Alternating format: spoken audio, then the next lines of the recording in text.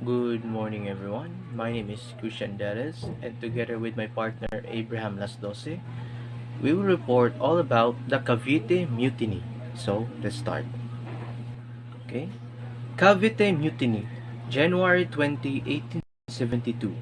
Brief uprising of 200 Filipino troops and workers at the Cavite Arsenal, which became the excuse for Spanish repression of the embryonic Philippines movement.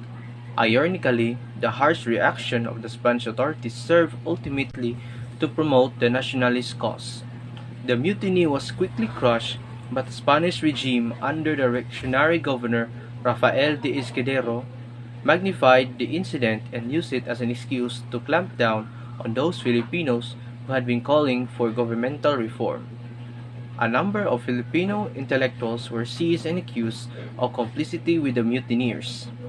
After a brief trial, three priests, Jose Burgos, Jacinto Zamora, and Mariano Gomez, were publicly executed. The three subsequently became martyrs to the cause of the Philippine independence. So, what is mutiny? Any overt act of defiance or attack upon military, including naval, authority by two or more persons subject to such authority. The term is occasionally used to describe non-military instances of defiance or attack, such as mutiny on board a merchant ship or a rising of slaves in a state in which slavery is recognized by law of custom. Mutiny should be distinguished from revolt or rebellion, which involve a more widespread defiance and which generally have a political objective.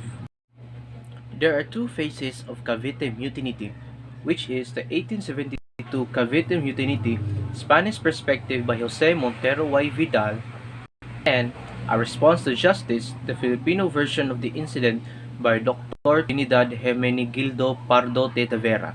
So, I will report about the Spanish perspective. Jose Montero y Vidal, a prolific Spanish historian, documented the event and highlighted it as an attempt of the Indios to show the Spanish government in the Philippines. Meanwhile, Governor General Rafael Izquierdo's official report magnified the event and made use of it to implicate the clergy, which was then active in the call for secularization. The two are complemented and corroborated with one another, only that the general's report was more spiteful. Initially, both Montero and Izquierdo scored a combination of privileges enjoyed by the workers of Cavite Arsenal, such as non-payment of tributes and exemption from forced labor, were the main reasons of the revolution, as how they called it. However, other causes were enumerated by them, including the Spanish Revolution, which overthrew the secular throne, dirty propagandas propagated by unrestrained press, democratic, liberal, and republican books and pamphlets reaching the Philippines, and most importantly, the presence of native clergy who, out of animosity against the friars, conspired and supported the rebels and enemies of Spain. In particular, Escudero blamed the unruly Spanish press for stockpiling malicious ideas grasped by the Filipinos. The two Spaniards deemed that the event of 1872 was planned earlier and was thought of it as a big conspiracy among educated leaders, mestizos, abogadillos, or native lawyers, residents of Manila and Cavite, and the native clergy. They insinuated that the conspirators of Manila and Cavite planned to liquidate high-ranking Spanish officers to be followed by the massacre of the friars. The alleged pre-concerted signal among the conspirators of Manila and Cavite was the firing of rockets from the walls of Intramuros. According to the accounts of the two, on 20 January 1872, the district of Sampaloc celebrated the feast of the Virgin of Loreto. Unfortunately, participants to the feast celebrated the occasion with the usual fireworks displays. Allegedly, those in Cavite mistook the fireworks as the sign for the attack, and just like what was agreed upon, the 200 men contingent headed by Sergeant Lamadrid launched an attack, targeting Spanish officers at sight and seized the arsenal. Ooh, yeah. Yeah, you know. When the news reached the iron-fisted Governor Izquierdo, he readily ordered of the Spanish forces in Cavite to quell the revolt. The revolution was easily crushed when the expected reinforcement from Manila did not come ashore.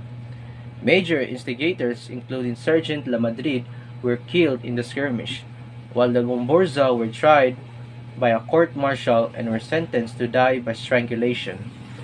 Patriots like Joaquin Pardo de Vera, Antonio Marregidor, Jose and Pio Basa, and the other abogadillos were suspended by the Audiencia or High Court from the practice of law, arrested and were sentenced with life imprisonment at the Marianas Island. On 17 February 1872, in an attempt of the Spanish government and Frau La Crucia to instill fear among the Filipinos so that they may never commit such daring act again, the Gomborza were executed. This event was tragic but served as one of the moving forces that shaped Filipino nationalism. Our response to injustice, the Filipino version of the incident. Dr. Trinidad Hermenegildo Pardo de Tavera, a Filipino scholar and researcher, wrote the Filipino version of the bloody incident in Cavite. In his point of view, the incident was a mere mutiny by the narrative Filipino soldiers and laborers of the Cavite arsenal who turned out to be dissatisfied with the abolition of their privileges. Indirectly, Tavera blamed Governor Escuerdo called blooded policies such as the abolition of privileges of the workers and narrative army members of the arsenal and the prohibition of the founding of school of arts and trades for the Filipinos, which the general believed as a cover-up for the organization of political club. On January 20, 1872, about 200 men, comprised of soldiers, laborers of the arsenal and residents of Cavite, headed by Sergeant La Madrid, rose in arms and assassinated by the commanding officer and Spanish officers, and inside the insurgents were expecting support from the book of the army. Unfortunately, that didn't happen.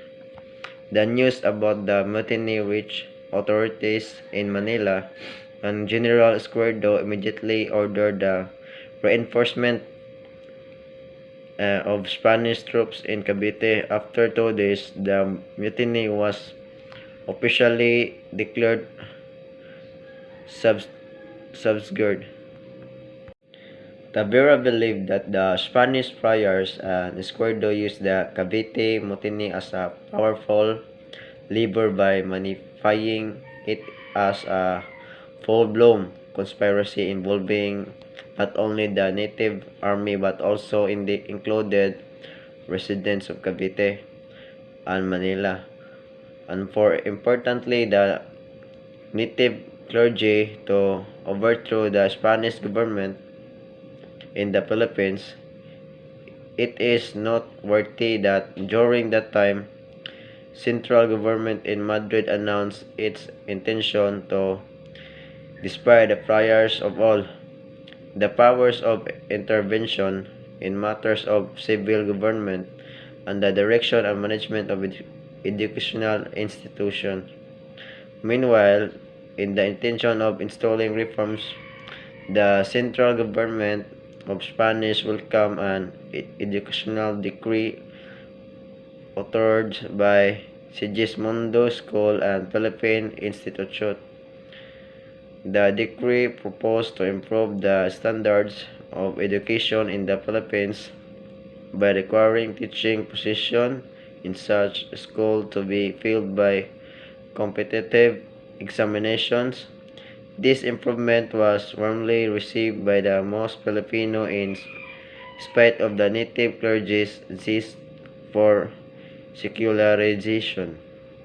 The priors forelayed that their influence in the Philippines would be a thing of the post took advantage of the incident and presented it to be Spanish government as a vast conspiracy organized throughout their archipelago with the object of destroying Spanish sovereignty. Tavera sadly confirmed that the Madrid government come to believe that the scheme was without any attempt to investigate the real facts or extent for the alleged revolution reported by Esquerdo and the friars. Convicted educated men who participated in the mutiny were sentenced life imprisonment, while members of the native clergy headed by the Gomborza were tried and executed by Gamot. Garot. This episode leads to the awakening of nationalism, eventually to the outbreak of Philippines revolutions of 1896. The French writer Edmond Plouchot's account implemented Tavera's account by confirming that the event happened to do discontentment of the arsenal workers and soldiers in Cavite fort. The Frenchman, however, dwelt were on the execution of the three martyr priests which he actually witnessed. And that's all. For the last part of this video, we're gonna unravel the truths. So, considering the four accounts of the 1872 mutiny, there are some basic facts that remain to be unvarying. First, there was a dissatisfaction among the workers of the arsenal as well as the members of the native army after they were drawn back by General Izquierdo. General Izquierdo introduced rigid and strict policies that made the Filipinos move and turn away from Spanish government out of disgust. Third, the central government failed to conduct an investigation on what truly transpired but relied on reports of Izquierdo and the friars and the opinion of the public. Fourth, the days of the friars were already numbered in 1872, when the Central Spain decided to deprive them of the power to intervene in government affairs, as well as action and management of schools, prompting them to commit frantic moves to extend their stay and power. Fifth, the Filipino clergy members actively participated in the secularization movement in order to allow Filipino priests to take hold of the parishes, making them prey to the rage of the friars. Sixth, part, Filipinos during the time were active participants and responded to what they deemed as injustices. And lastly, the execution of Gomborza was a blunder on the part of the Spanish government, for the action severed the ill feelings of the Filipinos, and the event inspired Filipino patriots to call for reforms and eventually independence. There may be different versions of the event, but one thing is certain: the 1872 Cavite Mutiny paved way for a momentous 1898. The road to independence was rough and tough to toddle. Many patriots, named and unnamed, shed their bloods to attain reforms and achieve independence. 12th of June 1898 may be a glorious event for us, but we should not forget that before we came across to victory, our forefathers suffered enough. As we enjoy our freedom, we may be more historically aware of our past to have a better future ahead of us. Just like that, just like what Elias said in Noli Me Tangere, may we not forget those who fell during the night. So that's all for the report. Thank you.